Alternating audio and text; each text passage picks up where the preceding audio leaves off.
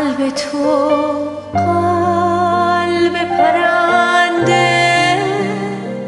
پوست تمام پوست شیر، زندون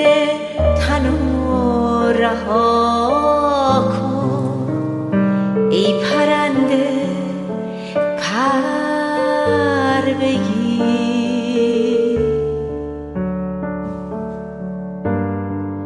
اونور جنگل تن سبز پشت دشت سر به دامن، اونور روزای تاریک پشت این شبای روشن، برای باور بودن جایی باید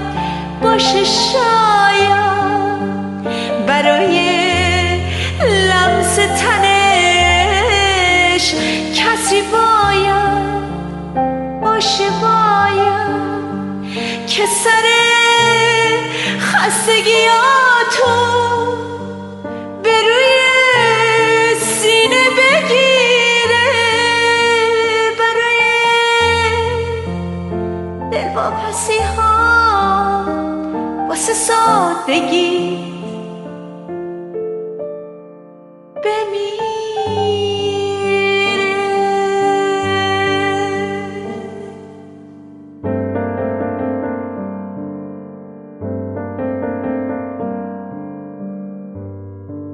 حرف تنهایی قدیمی اما تلخ و سینه سوزه، اولین و آخرین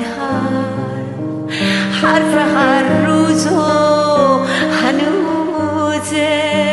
تنهایی شاید یه راهیه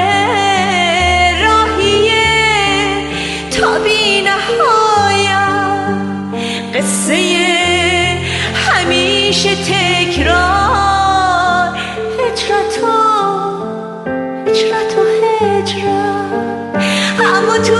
این راه که همراه جز هجوم خار و خس نیست، کسی شاید باشه، شاید کسی که دستاش قفل